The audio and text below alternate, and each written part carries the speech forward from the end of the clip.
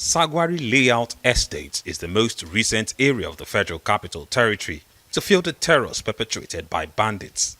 According to media reports, in 2023 alone, no fewer than 36 people were killed and 339 others abducted from various communities in the territory, with satellite towns across the 6 area councils the worst hit. Sadly, these attacks continue unabated in 2024. The attack at Sagwari Layout in the Duse area of Buhari Area Council on the night of January 7, 2024 saw the bandits abducting 10 persons from houses within the estate and 2 staff from a hotel in the vicinity, after which they ferried them into the neighboring hills behind the estate. Anthony is a resident of the estate and tells us more about the attack. Yeah, with the camouflage, with the army boots. He reached 9, like 10. Military uniform? Yeah, military uniform. Some with the police, black and black. So I dodged. I said, these people not be people go for prayer here. So these people were not different people. He made a squad down. I wear singlet. I just removed my singlet. I fold it. I just bend down. I see somebody, one small boy. He just run past me. I asked him, what's the problem? What's the problem? He said, Fulani. I can't squad them more again. So I can't rush, go tell my people, say, maybe they carry their children, go inside their house. See, here no self, here no self. Like this, my neighbor, the barrister, is in 5 people, 4 children and a wife. And these people, I never confirmed from there. They say it's 3 and 2 people for that hotel. The attack also raises issues of grazing, as the community complains that security measures like construction of gates are sabotaged by headers. The only security challenge we have here before, the time we put these gates and 1 gate there, 3 gates, because these are Hausa people, Fulani, they carry a cow, they pass here, and they mess some car. They will, like one day they break my windscreen. I park car here, they carry the car, pass, break. I ask, they don't answer me. I keep my car here, they carry battery. So come put this iron, put the 2 iron. You know, each 1 week, these Fulani people come with their group, come scatter this place. So this is the challenge we have since that time. Arise News made attempts to speak to some of the victims' families and estate authorities, but they declined to speak on camera for fear that the abductors might victimize the victims. Also, attempts to get the reactions of the FCT Commissioner of Police on the state of insecurity in the Federal Capital Territory were unsuccessful, as interviews were declined by the police command, perhaps betraying the overwhelming state of affairs. There's now a call on the Minister of the Federal Capital Territory, Nyesom Wike, and other security forces charged with securing the capital city to rise up to the occasion and secure citizens.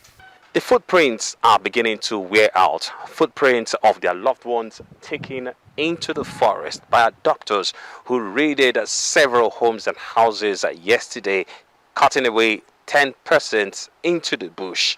Right now, the call is for the security operatives to come and provide some form of security and also help rescue their loved ones who are in captivity. Ferdinand Duroha reporting for Arise News.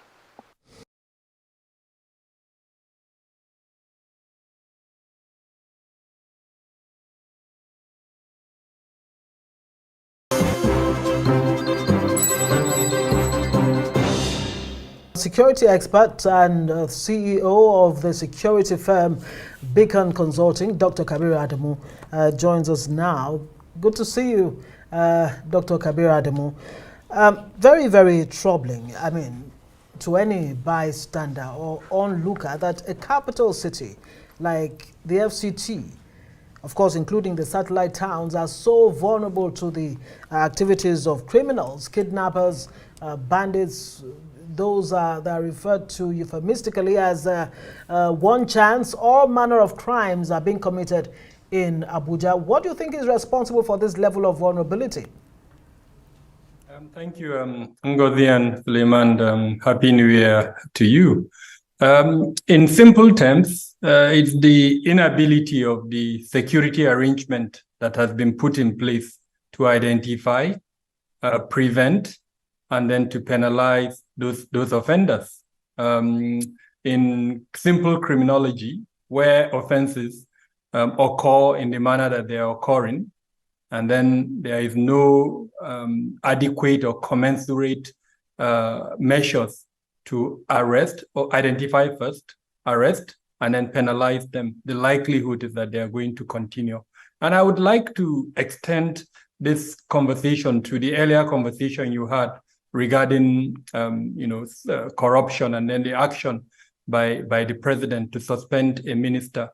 I'm very worried about where we are in our Nigeria, as it were. Are we prioritizing money over human lives? Your reporter alluded to the fact that at least about 300 Nigerians may have been abducted within the FCT in 2023, and about between, depending on what database you use, between 60 and 80 may have been abducted. And as far as I know, Ngozi or Suleiman, you correct me, not a single person has been held accountable for that. Your report talked about the Plateau State, where about 200 persons were killed till date. Not a single person has been held accountable. Are we prioritizing money over human lives? If we can pressure the government, as it were, to take action on a minister because of a suspected misappropriation, why are we not pressuring government to take action over this? Everybody that I have spoken to, I mean, I'm removing myself, I'm an expert, but even the average layman on the street will agree to the fact that security is deteriorating in the country. So why are we not seeing commensurate action being taken by the government in the manner that was taken for money that was misappropriated? In simple terms, that's the reason why security is deteriorating in the country. No accountability within the security sector. Well, I think if we stretch this, it would mean quite a plethora of issues, Kabir, because as soon as we painted this is the FCT, and if everywhere, if we're getting to see more like a creep into the seat of power, it tells a bad narrative. Perhaps, what exactly do you think we're not getting right? If we're talking about accountability, which you highlighted earlier on, I know the Beacon has just also released its reports not too long ago. What are we missing out? The root causes of the security challenges are not being addressed. And I can quickly talk about them. The criminal justice system that is failing to arrest and punish offenders. Some issues around climate change that is exacerbating conflict, traditional conflicts that we know, including the farmer-hazard violence that has now metamorphosed into different other components of crisis. Then, of course, the economic challenge within the country since this government came, and the removal of subsidy, as well as the attempt to, as it were, float the naira. Unfortunately, we've seen several economic challenges. Companies are shutting down, and this has put a lot of people into the unemployment market. Drug addiction, then the inability of local government system to be operational within the country.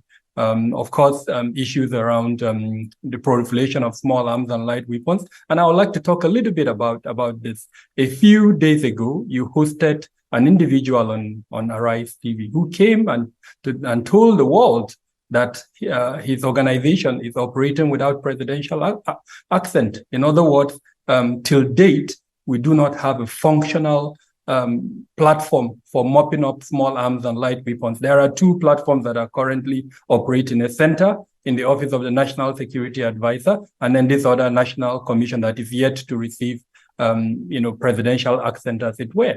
And, we've got a problem of weapons proliferation, but we do not have a platform for retrieving those weapons and the other people. And we're still moving on as if nothing is wrong.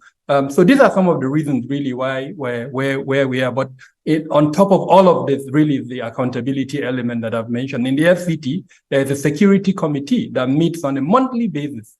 Every time they meet, they discuss these issues, but then we do not see, security is not all that difficult. There are about 5 or 6 layers in every good security arrangement. The ability to deter, to detect, to deny, delay, and then to respond, and then, of course, to recover. Once you have these 6 elements in every security system, then that system is likely to be effective. I've asked myself, where are those elements that we have in the FCT or in other states, as well as at the federal level? We've just spoken about the border areas within the FCT, where, for instance, even in that person that was interviewed, the kind of intelligence that person could reveal if he's interrogated, I would have been very happy if Ferdinand had asked him if he was debriefed by any of the security agencies. So intelligence is lying there, but I do not think it's being harvested. And the security committee, like I said, it meets, but the same thing happens almost on a monthly basis. Once we do not have an audit that seeks to identify the 6 things that I've mentioned and then put them in place in a manner that makes them effective and efficient, then I'm sorry to say that's how it will continue. And you talk about arms proliferation earlier. Let's talk about that argument as to whether Nigerians have the right to, protect themselves by, being given the right to bear arms. I mean, there's an argument for and against. So where do you stand on that? Is it likely to be a good way forward to at least, reduce these crimes to a barest minimum? So we have a Weapons Act, and our Weapons Act puts the authority or the responsibility for the issuance or the deciding who should own, a weapon on the president, as it were. Then there are other recognized authorities that the Constitution has recognized as authorities that can bear weapons. Now, for the Weapons Act, there are certain criteria that if you are not within that segment that has been recognized by the Constitution, that you can go and obtain a weapon. And there are also categories of weapon that are allowed under that Weapons Act. However, we know that for some time now, that authority by the president that has been delegated to the Inspector General of Police, there has been, as it were, a suspension of the issuance of those licenses, and for good reason. I think the police has not put in place a very good system for acquisition of the data, as well as the profiling of individuals that were issued those licenses in the past. And for some reasons, it's not been able to do that up to now. So I understand the fact that there's a suspension of the issuance of those licenses. So that's from the constitutional or legal side. If we go, however, to the operational side, where we are at the moment, there is no part of this country that you do not have one or the other form of vigilante that is not holding some form of weapons. Then, of course, you've got individuals in their millions probably that are also in possession of these weapons. As far back as we're in 2024 now, I think it was in 2021 that my consultancy did a survey. We were able to determine that there are up to 6.7 million weapons in circulation in Nigeria against the about 1.3 million that are in the hands of law enforcement agencies. So even in simple arithmetics, the ratio of the number of weapons that are in the hands of non-state actors to the state actors is much, much higher. It's an existential challenge that needs to be addressed. And sooner than later, the 10th Assembly and the executive arm of government need to put in place a platform to mop up these weapons. Right. We are going to get support from the United Nations, from multilateral bodies across the world to assist us in doing this, but we need that platform, like yesterday. Thank you so much, Dr. Kabir Adamu, Beacon Consulting, joining us tonight on Newsnight.